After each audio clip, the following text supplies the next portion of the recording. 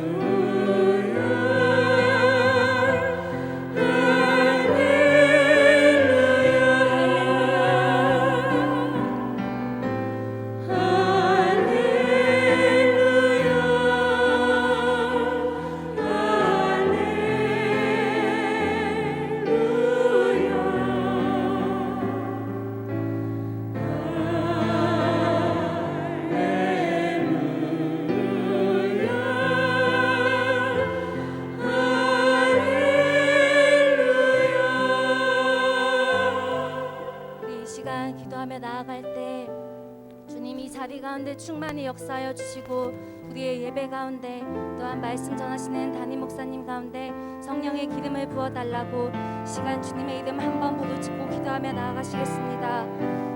주여, 주님 감사합니다. 오늘도 우리를 불러주신 그 은혜에 너무나 감사합니다. 주님 이 자리 가운데 역사하여 주시옵소서. 성령의 불로 충만히 역사하여 주시옵소서. 우리 심령 가운데 또한 말씀 전하시는 담임 목사님 가운데 역사하여 주시고 그 말씀의 능력이 우리 가운데 충만히 역사하여서 우리 삶 가운데 그 풍성한 열매가 맺혀지게 하여 주시옵소서.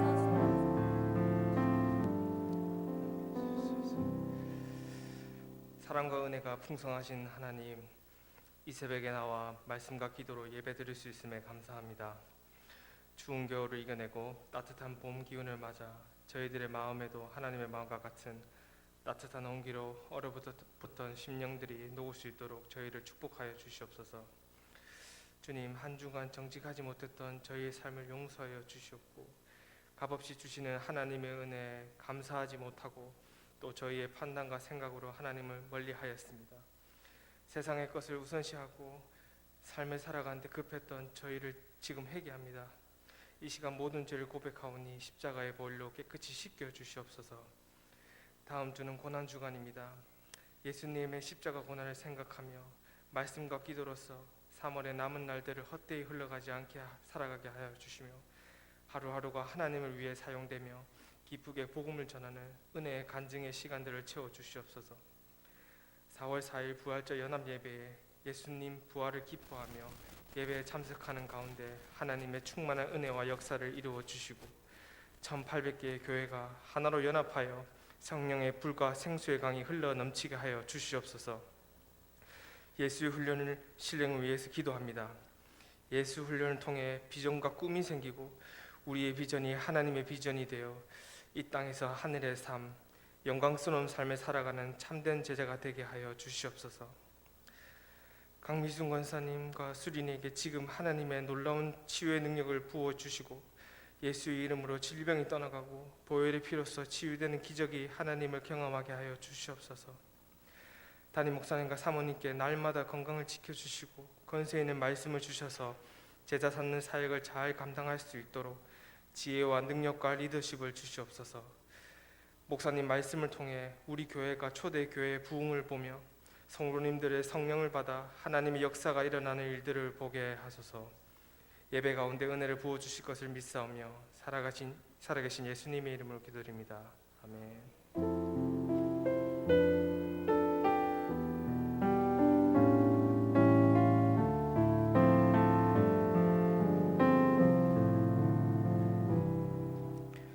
사도행전 6장입니다. 사도행전 6장 1절부터 8절 말씀입니다. 사도행전 6장 1절로 8절입니다. 1절부터 7절 말씀까지 한 목소리로 봉독하겠습니다. 그때에 제자가 더 많아졌는데 헬라파 유대인들이 자기의 가부들이 매일의 구제에 빠짐으로 히브리파 사람을 원망하니 12사도가 모든 제자를 불러 이르되 우리가 하나님의 말씀을 제쳐놓고 접대를 일삼는 것이 마땅하지 아니하니 형제들아 너희 가운데서 성령과 지혜가 충만하여 칭찬받는 사람 7을 택하라. 우리가 이 일을 그들에게 맡기고 우리는 오로지 기도하는 일과 말씀 사역에 힘쓰리라 하니 온 무리가 이 말을 기뻐하여 믿음과 성령이 충만한 사람 스데반과 또 빌립과 브루고로와 니가노로와 디몬과 바메나와 유대교에 입교했던 안디옥 사람 니골라를 택하여 사도들 앞에 세우니 사도들이 기도하고 그들에게 안수하니라. 하나님의 말씀이 점점 왕성하여 예루살렘에 있는 제자의 수가 더 심히 많아지고 허다한 제사장의 무리도 이 도에 복종하니라. 아멘. 그때의 제자의 수가 더 많아졌다. 그때 제자가 더 많아졌다. 사도행전을 읽어보면 제자라는 단어가 계속 이어져 나옵니다.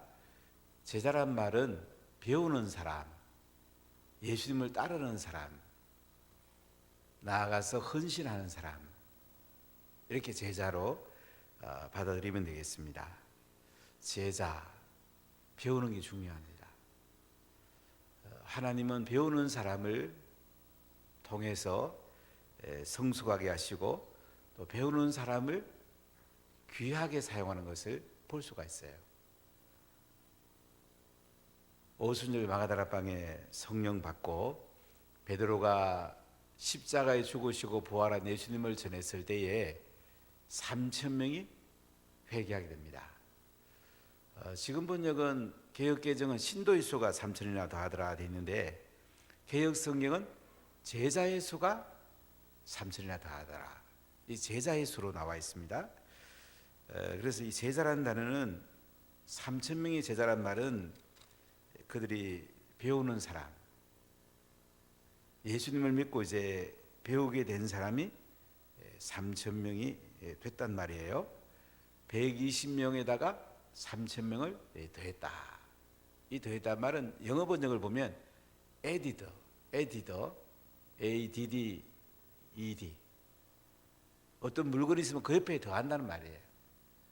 그러니까 120명의 예수님의 제자들이 세워지고 이 120명이 그 다음에 3,000명을 잘 가르칠 수 있고 3,000명은 이제 갓 회심했으니까 배우는 사람의 수가 3,000이나 되었다. 그리고 나면서 못 걷게 된 사람이 이제 나사렛 예수 그리스도 이름으로 걷게 되죠. 이 일을 통하여서 베드로가 간증하게 되고 복음을 전하게 됩니다. 너희가 생명의 주를 십자가에 죽였는데 하나님께서 다시 살려내셨다. 아브라함과 이삭과 이 야곱의 하나님, 이 하나님 살려냈다는 거죠. 그래서 너희가 이 예수님을 믿게 되면은 새롭게 되는 날이 온다. 회개하고 제사함 받으면 새롭게 되는 날, 유쾌한 날이 온다. 예수님을 믿으면 새로운 시작이 일어나죠. 그리고 이제 베드로가 모세와 언약한 분, 그리고 다윗, 아브라함, 그 언약의 결과로 예수님 오셨다는 얘기하면서 복음 전했을 때에 남자만 5,000명이 예수 믿게 됩니다. 이 5,000명도 제자의 수에 들어가는 거죠. 그러니까 여자랑 아이들 합치면 10,000명 넘는다고 볼 수 있겠죠. 예루살렘이 갑자기 초대형 교회가 됩니다. 대한민국에서 사실 10,000명 넘는 교회가 많지 않습니다. 저는 임석순 목사님 저에게 부흥이 오셔서 서울에 출석 10,000명 넘는 교회가 사실은 안 많은데 서울시장이 특별 수훈회한다 이런 얘기를 들은 적이 있는데 대단한 예루살렘 교회죠. 10,000명 훌쩍 넘깁니다. 그리고 나서 이제 또 아나니아 삽비라 사건이 났을 때에 이 사도들이 잘 처리합니다. 감추고 성령을 쏟았을 때에 그들은 하나님 앞에 즉사하게 됩니다. 교회가 사실은 징계가 없으면 교회는 바로 설 수가 없습니다. 한국 교회가 이 징계가 없어지는 바람에 참 마음이 아프죠. 뚝이 터진 거예요. 이 교회에서 쫓아내면 다른 교회 가서 그냥 또 등록하고 또 그냥 직분 받아서 또 일하고, 자신에게는 엄청 손해인데 교회도 멀고 엄청 손해인데 하여간 이 뚝이 터졌고 말았는데, 초대교회는 아나니아와 삽비라가 재산을 팔아가지고 하나님께 다 드리기로 해놓고는 일부 숨겼다가 아나니아가 먼저 죽고 그 다음에 3시간 뒤에 삽비라가 와서 또 베드로가 이것뿐이냐 그랬더니 이것뿐이라고 그러니까 또 혼이 떠나가지고 이제 장사하게 되죠. 근데 이 권증을 정확히 했더니 희한한 일이 났어요. 사도의 손을 통해서 표적과 기사가 나타나게 되고 이때 믿고 죽게 나오는 자가 더 많으니 남녀의 큰 무리더라. 교회가 바로 서는 굉장히 중요합니다. 교회가 건징도 있고 바르게 믿는 사람이 앞서렸을 때에 교회가 건강해집니다. 바르게 믿는 사람이 있어야 돼요. 바르게 믿는 사람은 말씀 중심의 삶을 살고 성령 충만한 삶을 살죠. 그래서 믿고 죽게로 나오는 자가 더 많으니 남녀의 큰 무리더라. 사도행전 5장 14절입니다. 그리고 병든 자를 베드로의 그림자라도 씌워가지고 낫게 하려고 들것에 실어가지고 베드로 앞에 나오는 많은 병자들이 일어나고 옥문이 열리고 복음이 전해지고 옥에 갇히고 매 맞아도 사도들이 복음을 전하게 됩니다. 핍박을 이겨내고 복음 전했을 때에 오늘 6장에 가보면 그때의 제자가 더 많아졌는데 제자가 더 많아졌다. 예수 믿고 배우려는 사람들이 더 많아졌다는 거예요. 그럼 배우려는 것이 그치면 신학은 내리막길로 갑니다. 평생 배우는 거예요. 주님 앞에 갈 때까지. 어제도 한 권사님한테 70 넘은 권사님이 또 노인복지관에 가서 영어 배운다고 그래서 깜짝 놀랐어요. 70 넘어도 영어 배우러 침이 안 걸리죠. 또 영어 배우다 보면 옆에 있는 사람도 전도하면 되고 여러분 배우는 굉장히 중요해요. 저도 이제 인생을 가만히 돌아보니까 한 절반은 배우러 다니더라고요. 하여간 배우는데 제가 많은 집중을 했는데 제가 왜 배우려고 그렇게 애를 썼냐면 좀 목회를 잘 해보고 싶었어요. 목회를 잘 해야 되는데 아는 건 없고 또 많은 분들이 하는 거 보면 성경하고 별 관계 없는 거 많이 하는 것 같고 성경적이면서도 예수님이 가장 기뻐하시고 또 하나님 나라의 영광을 드러내는 일들을 정확하게 배워야 되는데 참 많이 배우러 다녔어요. 참 좋은 분들, 세상에서 가장 탁월하다는 분들도 참 많이 만나봤는데 참 누구를 만나는가 사람은 참 중요합니다. 나의 스승이 누군가 중요해요. 나의 멘토가 누군가, 나를 이끌어가는 사람이 누군가 굉장히 중요해요. 저는 교회의 셀 리더십을 제일 중요하게 생각합니다. 교회 장로가 되고 안수집사가 되고 권사가 되는 이 직분도 우리에게 너무 귀한 거지만은 이 모든 직분은 제자를 삼기 위해서 복음을 전하고 사람을 세우고 그리고 그들을 또 다른 제자로 삼기 위해서 교회 리더십이 있는 거예요. 여기에 중심을 딱 맞춰야 됩니다. 뭐 여러 가지 일도 할 수 있지만은 사도행전의 전체 흐름이 제자를 세우는 거예요. 그때의 제자의 수가 더 많아졌는데 헬라파 유대인들이 자기와 가부들이 매일의 구제에 빠짐으로 히브리파 사람을 원망하니. 근데 교회에 문제가 생겼어요. 초대교회가 초대형 교회인데 이렇게 숫자가 많아지다 보니까 이제 여러 가지 문제가 발생하죠. 헬라파 유대인들은 누구냐면 유대인 중에도 헬라어 쓰는 사람이에요. 그리스 언어 쓰는 사람인데 이 사람들은 주로 예루살렘 밖에 살던 사람이에요. 디아스포라 중에도 있었고 멀리 이제 예루살렘을 떠나가 살다 보니까 히브리어보다는 이제 헬라어. 그 당시가 헬레니즘 시대잖아요. 알렉산더 대왕이 이제 헬레니즘 문화를 주변에 퍼뜨려서 로마가 지배하지만은 문화는 헬라 문화 시대거든요. 그러니까 그리스 헬라 언어를 쓰는 유대인들, 이들이 자기들의 가부들이 매일의 구제에 빠졌다. 그래서 히브리파 사람을 원망했다. 히브리어를 쓰고 히브리 문화를 가진 그 유대인들을 원망했다. 자, 이 말은 무슨 말이냐면 초대교회 때는 가부들이 밖에 나가서 일할 데가 없습니다. 오늘날은 알바할 때가 참 많잖아요. 초대교회는 밖에 나가서 할 일이 없어요. 제가 대학교 다닐 때만 해도 가정교사회는 할 수 있는 알바가 거의 없었죠. 지금은 뭐 대학 다니면서 알바가 얼마나 많습니까? 이 당시 가부들은 집을 떠나 먹을 게 없어요. 혼자 사니까 뭐 남편이 보러 오는 것도 아니고 또 자녀도 없을 때는 먹을 데가 없잖아요. 그러니까 교회에서 이들을 잘 섬겼습니다. 가부 명단을 만들고 그렇게 했어요. 그런데 히브리파 출신의 가부도 있고 헬라파 출신의 가부도 있을 거 아니에요. 근데 가만히 보니까 히브리파 사람들이 이제 헬라파 쪽에 있는 가부들의 가부 명단에 뺀 거예요. 구제 명단에 뺀 거예요. 그러니까 헬라파 유대인들 얼마나 속상한 게 있어요. 그래가지고 이제 히브리파 사람을 원망합니다. 교회 원망하면 안 되거든요. 교인들 사이에 원망한 일이 생긴 거예요. 사도리 이걸 어떻게 푸는지 한번 보십시다. 2절을 읽어보겠어요. 12 사도가 모든 제자를 불러 이르되 우리가 하나님의 말씀을 제쳐놓고 접대를 일삼는 것이 마땅하지 아니하니. 초대교회가 10,000명이 넘는데도 12 사도들이 이 섬기고 구제하는 일을 하고 있었던 거예요.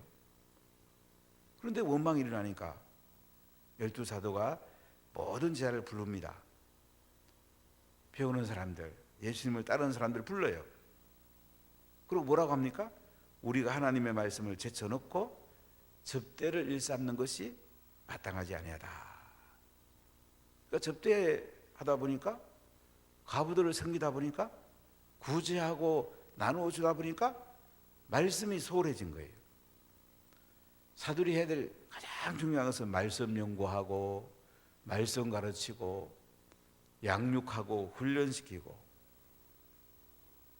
이 말씀을 가장 중요시 해야 되는데 접대하다 보니까 말씀을 우선순위에 두지 못하는 거예요. 그래서 우리가 말씀을 제쳐놓고 접대를 일삼는 것이 마땅하지 않다. 물론 교회의 모든 일이 다 하나님 일이죠. 청소하는 것도 하나님 일이고 미디어도 하나님 일이고 찬양도 하나님 일이고 교회 학교에서 가르치는 것도 하나님 일이고 안내하는 것도 하나님 일이고 주차 안내하는 거, 식당 봉사 다 하나님 일이죠. 그러나 그 중에서 가장 중요한 게 뭐냐? 말씀을 가르치는 거예요. 교회는 설교하고 양육하고 훈련하고 복음 전하고 영혼을 살리고 그 영혼을 제자로 세우는 거. 여기에 교회의 핵심이 있단 말이죠. 이거보다 더 중요한 건 없단 말이죠. 물론 교회 구제 중요하죠. 어른 사람 오면 우리가 먹이고 입히고 해야죠. 그러나 핵심은 말씀. 말씀은 생명이 있기 때문에 이 말씀을 안 가르치면 영적으로 잘할 수가 없거든요. 또 구제는 다른 데도 할 수 있어요. 그러나 말씀은 교회에서만 가르칠 수가 있어요. 그래서 12 사도가 모든 제자를 불러 모으고는 우리가 하나님 말씀을 제쳐놓고 접대를 입사하는 것이 마땅하지 아니하다. 그러면 3절에 뭐라고 합니까? 형제들아 너희 가운데서 성령과 지혜가 충만하여 칭찬받는 사람 7을 택하라. 우리가 이 일을 그들에게 맡기고. 자, 이게 사도들이 해결하는 방법을 보세요. 어떻게 합니까? 성령과 지혜가 충만하여 칭찬받는 사람 7을 택합니다. 성령 충만한 사람, 지혜로운 사람, 칭찬받는 사람 7을 택해요. 그리고 이 일을 그들에게 맡기고 과부를 섬기는 일, 구제하는 일, 섬기고 나눠주는 일, 이 물질적인 부분 이것을 잘 사역하려고 7명을 뽑게 됩니다. 7명이 안수집사라고 말하기도 하고 또 어떤 분은 장로라고 말하기도 하는데 이제 직분을 교회에 세우게 됩니다. 자, 그리고 4절 같이 읽어볼까요? 우리는 오로지 기도하는 일과 말씀 사역에 힘쓰리라 하니.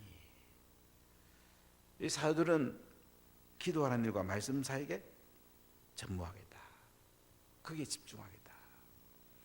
그러니까 교회 내에서 이 교육자들의 가장 중요한 것은 기도하는 것과 말씀 사역하는 것입니다. 신방에서 말씀 가르치기도 하고 또 교회에서 양육하기도 하고 그 다음에 한 영혼 한 영혼을 제자로 다듬어내는 거. 이게 제일 중요한 거예요. 근데 한국교회가 이것이 이제 많이 약해졌어요. 전통교회는 또 여기에 관심이 별로 없고 직분 중심으로 흘러가고, 근데 직분보다 더 중요한 것은 제자가 되고 제자를 삼는 거예요. 제자가 되고 제자를 삼기 위해서 직분을 세우는 거예요. 교회 장로, 권사, 안수집사 너무 귀한 직분이에요. 근데 왜 이 직분을 세우느냐? 제자가 되고 제자를 삼으라고 이 직분을 세우는 거예요. 근데 자꾸 사람은 세상의 이 개념이 교회 속에서 결부될 때가 있어요. 이거는 직분의 핵심이 있는 게 아니에요. 교회를 어떻게 잘 세워나갈까? 그래서 중간 리더십을 주는 거예요. 7명의 안수집사 장로를 세우고 사들은 오로지 기도하고 말씀 사에게 전무하겠다. 자, 이렇게 해서 5절을 보세요. 온 무리가 이 말을 기뻐하여 믿음과 성령이 충만한 사람 서대방과 또 빌립과 부르고로와 니가누로와 디몬과 바메나와 유대교에 입교했던 안디옥 사람 니골라를 택해서. 자, 선택은 온 무리가 합니다. 공동회에서 선택한 거죠. 근데 이 말을 기뻐해서 어떻게 해요? 믿음과 성령이 충만한 사람, 믿음 충만, 성령 충만한 사람 7명을 뽑게 됩니다. 가장 대표적인 사람이 스데반과 빌립이죠. 물론 그들은 나중에 보면 말씀 사역도 하고 전도 사역도 합니다. 그리고 이제 섬기고 나누고 하는 이 사역을 교회에서 맡은, 어떤 면에서는 풀타임 사역자이기도 해요. 그래서 스데반과 빌립, 부르고로, 니가노, 디몬, 바메나, 그리고 니골라 7명을 뽑습니다. 10,000명이 넘는 초대형 교회에서 중간 지도자로서 장로 7명을 뽑았다. 안수집사 7명을 뽑았다. 좋아요. 이렇게 해서 6절에 보면 사도들을 앞에 세우니 사도들이 기도하고 그들에게 안수하니라.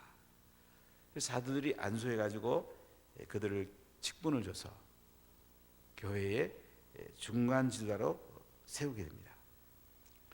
자, 우리가 여기서 깨달을 건 뭐냐면 교회는 직분은 중요합니다. 장로님 세우고 안수집사님, 권사님 굉장히 중요한 분들입니다. 존경해야 됩니다. 또한 중요한 게 뭐냐면요, 이 직분 맡은 분들은 오늘 본문에 보니까 성령 충만하고 지혜가 충만하고 칭찬받는 삶을 살아내야 돼요. 끊임없이 하나님께 붙들림 받고 교회 좋은 모범이 돼야 돼요. 그래서 선한 영향을 미치게 됩니다. 그렇지 않으면 교회에 해를 끼칠 수도 있어요. 직분자는 이걸 명심해야 됩니다. 그래서 믿음과 성령이 충만한 사람 7을 뽑아서 세우는 것을 볼 수가 있습니다. 우리가 좋은 모범 되는 게 굉장히 중요해요. 신앙생활은 딴 거 아니에요. 뒤에 믿는 사람들은 앞에 사람을 따라가게 돼 있어요. 아무리 목사님이 앞에서 말씀을 선포해도 앞에 믿는 사람들을 따라가요. 셀리도 정말 중요합니다. 셀원들은 셀리들을 따라가게 돼 있어요. 마을장 너무 중요해요. 셀리들은 마을장을 따라가게 돼 있어요. 그리고 모범이 안 되면 마음에서 벌써 상하게 돼 있어요. 그러니까 모범이 되는 이 라인을 세워가는 것이 굉장히 중요한 거예요. 그래 건강한 교회가 되고 서로 축복받는 교회가 되는 거예요. 자, 이렇게 했더니 7절을 같이 읽어볼까요? 하나님의 말씀이 점점 왕성하여 예루살렘에 있는 제자의 수가 더 심히 많아지고 허다한 제상의 무리도 이도에 복종하니라. 자, 이렇게 교회 문제를 해결했습니다. 사도들이 직접 구제를 담당하다가 말씀과 기도가 약해지니까 안수집사 장로를 뽑아가지고 구제를 맡기고 사도들이 말씀과 기도에 전무했더니 어떤 일이 생겼어요? 하나님의 말씀이 점점 왕성해 갑니다. 그래서 예루살렘의 제자의 수가 더 심히 많아지고 예수 믿고 배우는 사람들이 많아졌다는 거죠. 여러분, 예수 믿고 배우는 걸 잊어버리면 안 돼요. 예수 믿고 배우는 대열에 떨어져 나가면 벌써 신앙은 내리막길로 가는 거예요. 아이, 나이 들었으니까, 난 많이 배웠으니까. 평생 배우는 거예요. 인생 마칠 때까지 배우는 거예요. 그럼 밥을 나이 들었다고 안 드십니까? 말씀은 영적인 밥이잖아요. 밥을 안 먹으면 영적으로 굶주리게 되고요, 영적으로 메마르게 돼 있어요. 오늘 제자의 수가 더 심히 많아졌다. 말씀을 배우는 사람의 수가 심히 많아졌다. 양육받고 훈련받는 사람의 수가 많아졌다. 양육받고 훈련받고 나면 어떻게 해요? 나가서 복음 전하고 전도된 사람을 또 양육하고 그들이 예수님을 닮아가는 삶을 살도록 훈련하고 제자로 세워내고, 여기에 내 인생의 핵심을 딱 맞춰버려야 돼. 그래 예수님을 잘 믿을 수가 있어요. 그래서 우리 예수 훈련을 하는 거예요. 여러분, 정신을 바짝 차려야 됩니다. 찬양 인도자가 와서 찬양만 하고 가면 안 돼요. 그러면 안 돼요. 반드시 배워야 돼요. 금요일 같은 데 보면 찬양하고 가는, 그렇게 하면 안 돼요. 나쁜 안종이 들어가 버리는 거예요. 내가 예수님의 제자가 될 때에 찬양도 잘할 수 있고 세리도 잘할 수 있고 교회학 교사도 잘할 수 있고 그래야 안내도 잘할 수 있고 모든 걸 잘할 수가 있어요. 계속 우리는 배워야 돼요. 안 배우면 안 돼요. 안 배우면 그때부터 퇴보예요. 조금 이제 세상에 은퇴하고 나면 아이고 좀 쉬야지. 몰라, 세상권 쉴도 되리는지 모르지만 영적으로는 쉬면 안 돼요. 예수님 앞에 갈 때까지 배우는 거예요. 배우는 사람이 교회의 직분을 맡아요. 장로가 되고 안수지사가 되고 권사가 돼야 돼요. 그래야 교회가 건강합니다. 목회자도 배워야 되고 모든 사람들이 배워야 돼요. 안 배우면 인생은 메마르게 돼 있어요. 말씀을 배우는 거잖아요. 말씀을 먹는 거잖아요. 말씀을 먹어야 영이 살죠. 여기 밥 안 먹으면 삽니까?